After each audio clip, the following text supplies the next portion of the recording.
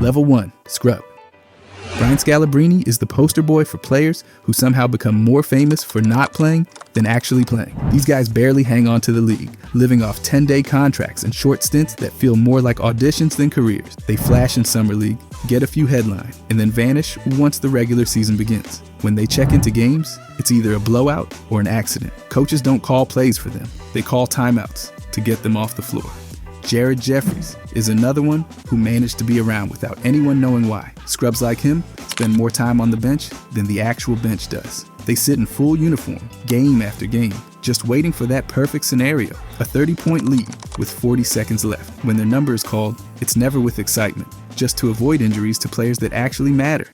Anthony Bennett had expectations the size of a mountain and still couldn't find a foothold. That's the Scrub story. Drafted high, dropped fast. These players don't bring any one elite skill to the table. They're not lights-out shooters, not lockdown defenders, not even great glue guys. They're just there, filling roster space, floating through practice, never really part of the plan. Sebastian Telfair came in with so much hype, but he ended up stuck in Scrub territory like so many others. These guys usually bounce between the NBA and the G League, and when that doesn't work out, they pack up for an overseas tour. Mid-career detours to random international leagues are common. Anywhere that'll give them minutes, even if the scoreboard's in another language. Yi Jianlian had all the physical tools and still couldn't stick. That's the thing with Scrubs. Sometimes they look the part, but when the game starts, nothing happens. Coaches keep them around for practice, not production. They're useful bodies in scrimmages and scout team drills. The team's up 25 or down 30, that's when they check in. If fans remember them at all, it's for their college days, or the Where Are They Now trivia segments. Jimmer Fredette had a legendary college run, but in the league, he couldn't get past the end of the bench. Scrubs get their moment in the preseason, maybe even one decent game that fans hold on to for dear life. But once the regular season starts, they're glued to the sideline. Their stat lines usually look like they never touched the ball, and in many cases, they didn't. Hashim Thabeet had size, and teams still didn't know what to do with him. That's when you know someone's in Scrub territory. These players don't get trusted with real minutes. They might dress, they might warm up, but when the game's on the line, they're behind the water bottles. Their careers usually last under 3 years, and that's if they're lucky. Adam Morrison looked like he'd be something special after college, but ended up fading out fast. Scrubs like him don't retire with celebrations. They quietly disappear. No press tour, no jersey retirement, not even a farewell tour. They just stop getting calls, stop getting deals, and end up as footnotes. If fans remember them at all, it's because they Googled draft busts one night out of boredom. Darko is still one of the most famous examples of a player who went high in the draft and still landed in this category. Scrubs often carry that extra pressure. Not only did they underperform, but they did it in front of everyone. The league moves on quickly. Teams waive them without hesitation. Fans forget them even faster. Coaches only remember them as that guy we had for a few weeks. Kwame Brown caught heat for years, but the truth is, his career just never found its stride. That's the Scrub blueprint. Nothing sticks. They're locker room fillers, practice squad energy, and the 11th man in a rotation that only plays 8. They're not trusted in crunch time, not celebrated in victory, and definitely not remembered in retirement. That's what defines this level. Scrubs are here and gone in a flash. Their jerseys never sell, their names never trend, and their highlight reels are just recycled practice footage. They're the definition of temporary, barely in, easily out, and almost always forgotten. But let's move on. Level 2. Bench player. These guys aren't carrying a franchise, but they're not getting tossed out of the league either. They hang around because they're dependable, even if nobody's ever running to buy their jersey. You'll spot them getting 10 to 15 minutes a night, doing just enough to hold down the second unit without turning the ball over every other possession. Think about someone like Corey Joseph. He's not flashy, but you always know what you're getting. He won't close games, and nobody's banking on him to hit a game winner. But when the starters need a break, he's the guy coaches trust not to throw everything off the rails. That reliability, that's why teams keep calling. They bring hustle, they bring energy, and most importantly, they bring silence. When it comes to complaining, these players don't go whining to the media about playing time. They know their role, and they lean into it. Garrett Temple built his entire career on that attitude. He's been the veteran presence on more rosters than most people can count, and that's not by accident. Every once in a while, someone like Jody Meeks will come in and catch fire, suddenly dropping 20 points out of nowhere and then going quiet for the next week. That's the thing with these guys, they're streaky. When they're hot, they look like starters. When they're cold, it's easy to forget they're even on the team. But that randomness, it still adds value. You'll also hear them called locker room guys. They're glue players, the ones who keep things steady behind the scenes. Kendrick Perkins was a master at that. He wasn't lighting it up on the floor in his later years, but everyone respected what he brought to the team dynamic. Coaches value that more than fans realize. Players like Nick Collison spent nearly 2 decades doing this exact thing. He was never the best player on the court, but he always knew where to be, what to do, and how to keep the flow going. And if someone got hurt, he stepped up, kept it moving, and made sure nothing fell apart. That's what makes these bench guys vital. They're not the stars, but they keep the stars from collapsing. And it's not like they're just sitting there, they're still grinding. Luke Ridnour was another perfect example. Bounced around the league, showed up ready every night, ran the offense for a few minutes, then sat back down. He never made wave, never tried to play outside himself, and that kept him in the league for years. Reggie Bullock is the type of player who gets brought in for specific matchups. Need length on the wing? He's in. Need someone to space the floor for a few possessions? He'll hit a 3, grab a rebound, and get back to the bench. Nothing wild, just checking boxes. That ability to plug in where needed keeps him employed season after season. And while the starters get the headlines, someone like Brian Cardinal was always working in the margins. His whole job was to come in, give energy, maybe take a charge, and keep the tempo up for a few possessions. He wasn't trying to take over, just trying to keep things stable until the real firepower came back in. Their contracts usually reflect that role too. Not huge money, but enough to stay on the roster without messing up the team's salary cap. That makes them valuable beyond the court. When teams look at depth, these are the guys they want. Players who won't complain, won't get injured too often, and won't drag down chemistry. And you know what? They're usually healthy. No long layoffs, no nagging injuries that derail their season. That's another reason they last. They take care of their bodies and stay available, which is more than you can say for a lot of higher profile players. When younger guys join the roster, these vets are often the first ones to help them adjust. That kind of mentorship doesn't show up in box scores, but it's part of the reason players like Delly stick around. He knew his role, played it hard, and showed the younger guys how to survive in the league without making headlines. They're not winning playoff series, and nobody's expecting them to. But when you look at how many teams have a steady second unit, you'll find players like Tony Snell keeping the wheels from falling off. They don't get the glory, but they get the minutes that keep everything running. You won't find a single defining moment in their careers, but you will find years of showing up, staying ready, and doing the job. That's the life of a bench player. Serviceable, steady, and quietly essential to every team that wants to stay competitive across 82 games. By the way, if you guys want to subscribe, I'm going to be posting every day. Thanks. Anyways, level 3, starter. Harrison Barnes fits this level perfectly.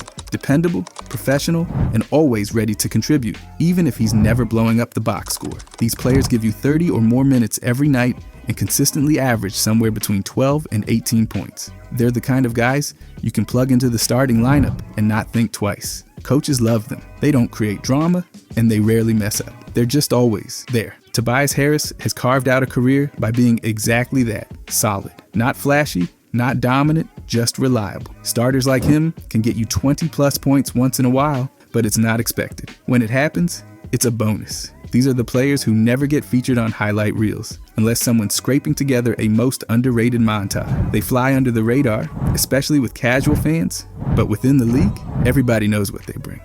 PJ Tucker brings defense, corner threes, and an attitude that doesn't show up on stat sheets. These players usually hang around with the same team for several years, becoming part of the core 5 without being the face of the franchise. They might not be the first name mentioned in pregame intros, but they're definitely one of the first names in the scouting report. Joe Smith was a classic version of this kind of player. Decent scorer, good rebounder, and always starting, but never starring. These guys rarely make all-star appearances, if ever. They're the players who fans have to argue about just to get them into the conversation. He's been solid. It's probably the highest praise they get on national broadcast. But even so, they're important. They play real playoff minutes and are trusted in crucial stretches. Derek Favors brought consistent inside presence and rebounding. That's another part of what defines this level. These guys do the dirty work. The in-between stuff, they're not making commercials or selling shoes, but they're the reason teams stay competitive. You can build around them, but you probably shouldn't. They're great complementary pieces, reliable,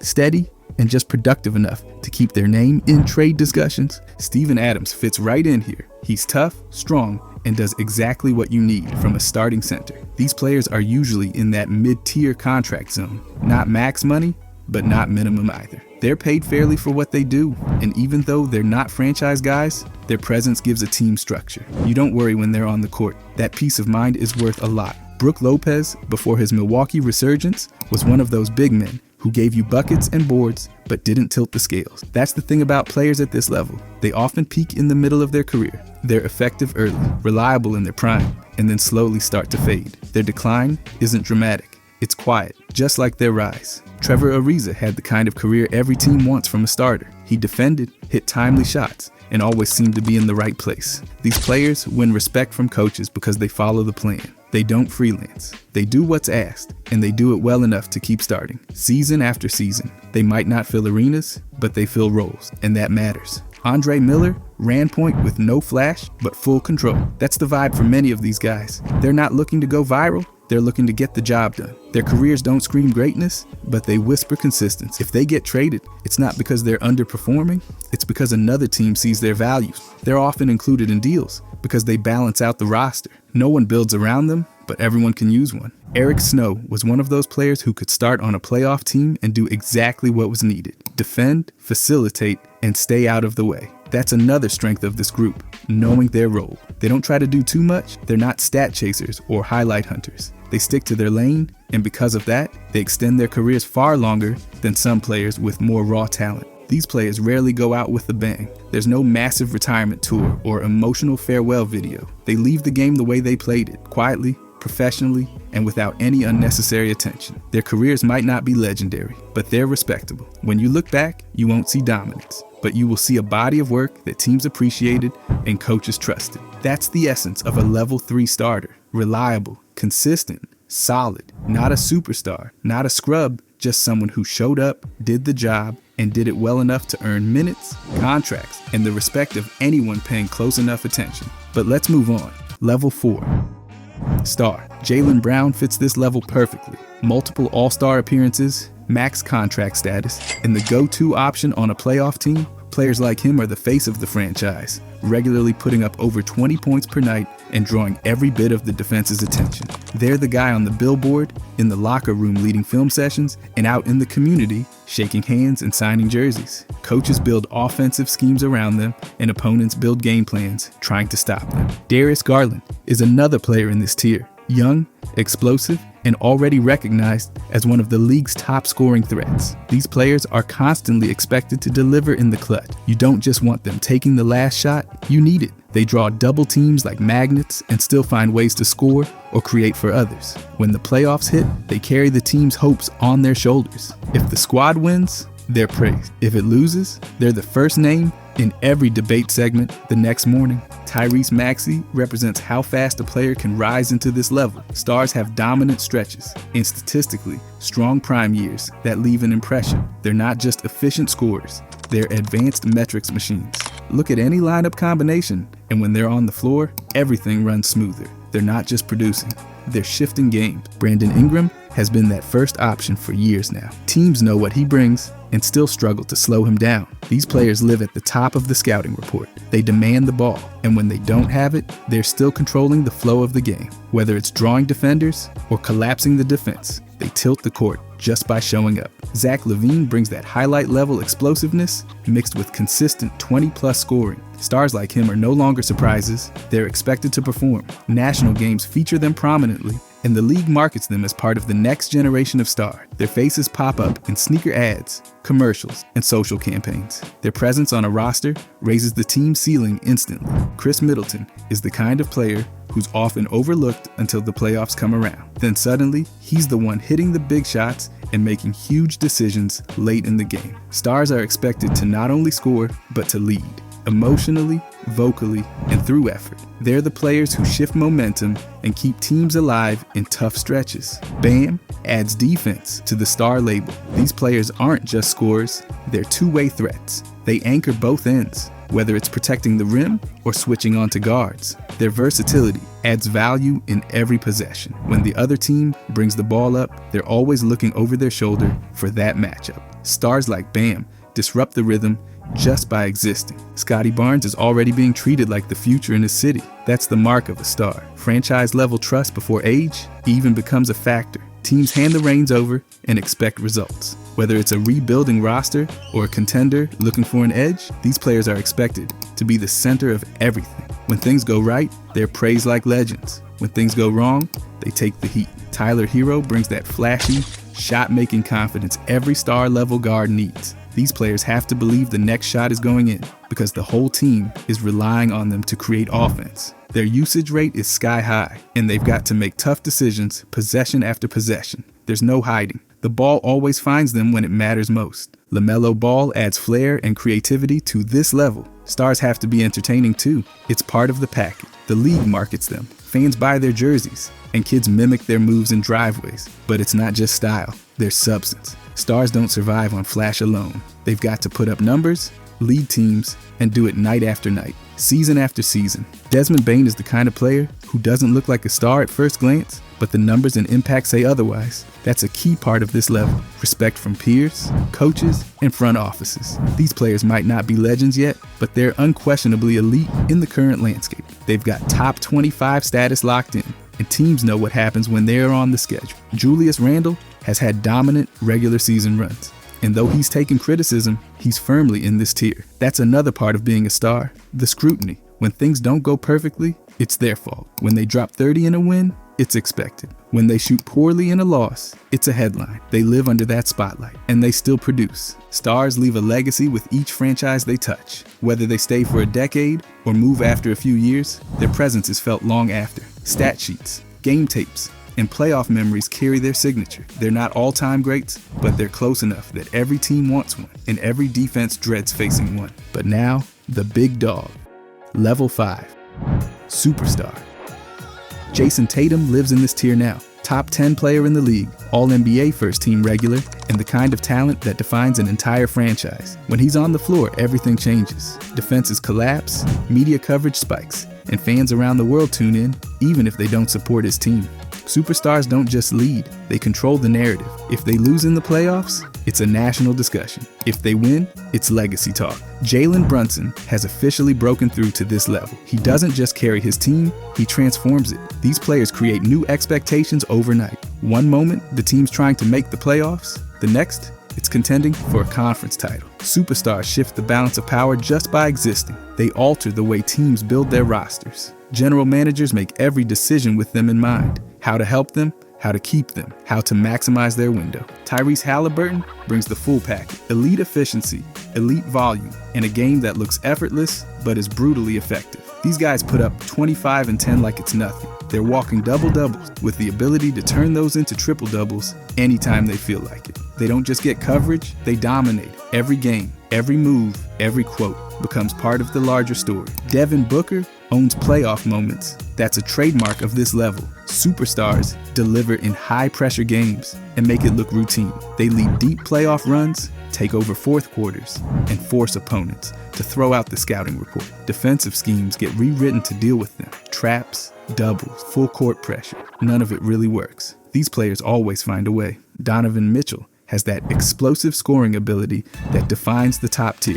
Superstars don't wait for the game to come to them. They attack it. Whether it's a quick 30-point night or a statement 40 piece, they can erupt whenever it's needed. Every team knows who's getting the ball. Stopping it? Different story. These guys pull up from anywhere and finish at the rim like gravity doesn't apply. Cade Cunningham is still young, but the label's already forming. This level demands generational talent, the kind you don't see every year. Teams draft them and immediately adjust their timeline. Suddenly, patience becomes planning. Everything revolves around their development and their ceiling. Once they hit, it's a franchise reset. Superstars are the plan, the system, the culture, all wrapped into one. Wembanyama's already changing the way basketball is played. That's the kind of impact we're talking about. Superstars redefine what's possible. They bring something that forces everyone, fans, coaches, analysts, to reevaluate the expectations. Size, skill, defense, shooting, it doesn't matter what position they play, they transcend it. These players are unicorns with the resumes to prove it. Anthony Edwards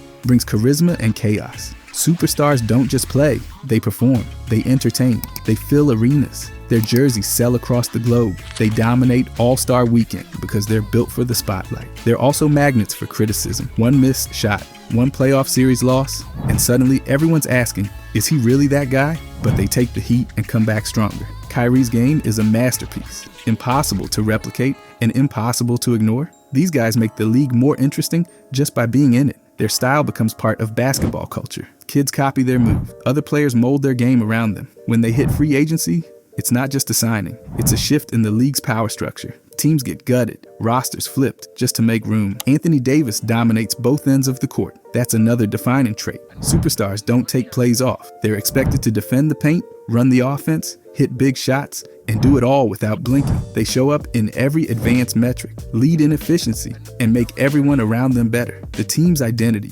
becomes a reflection of who they are. These players live under the microscope. Every game, every possession, every comment is analyzed. They're compared constantly. Who's better? Who's next? Who's fading? The weight they carry is heavier than stats can measure, and yet they produce consistently. They set records, sign global endorsements, and stay at the center of the conversation. Their presence defines an era. You don't just remember the teams, they become known by the superstar that led them. These players don't need introductions, and they don't need hype. They bring both. Whether it's opening night or Game 7, everyone's watching. They don't just play basketball, they change it. But let's get historic. Level 6.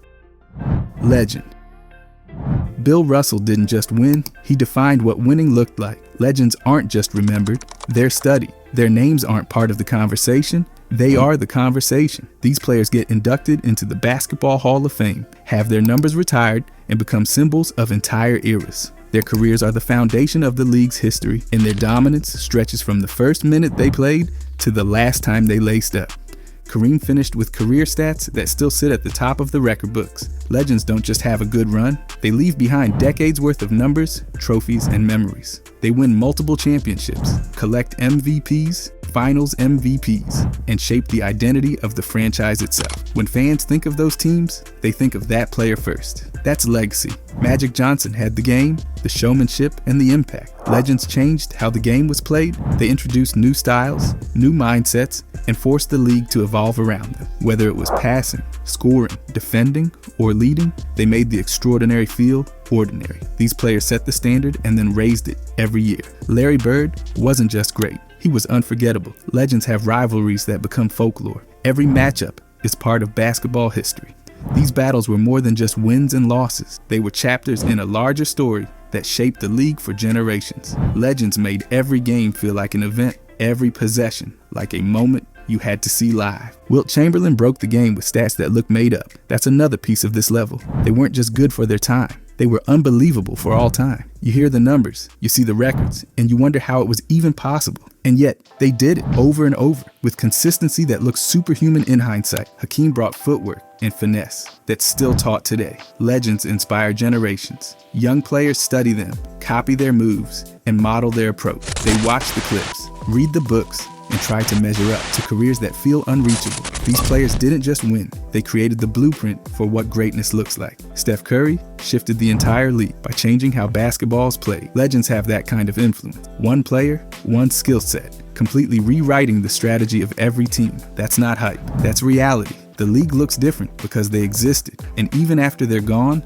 their impact doesn't fade. It grows. Oscar Robertson was the original stat sheet stuffer. Legends often lead in areas no one was tracking seriously until they came along. Once they start doing it, suddenly it becomes a standard. They redefine what's expected. Triple doubles used to be rare. Then he made them routine. That's the power of a legend. They expand the game. Kobe Bryant created iconic moments that'll be replayed forever. That's another part of this level. These players have signature moments burned into the memory of the sport. Game winners, playoff explosions, all-time performances that don't just live on highlight reels, they live in basketball culture. You remember where you were when it happened. Shaq dominated physically like few ever could. Legends are remembered not just for what they did, but how they did it. There's no one quite like them, and there never will be. They're the kind of players who make fans, teammates, and opponents all shake their heads because it didn't seem fair. Their style becomes part of league history. Nikola Jokic already has a place in this group. His vision, passing, and scoring from the center position changed what's possible at his size. Legends are players you can't compare directly to anyone else. They become their own category.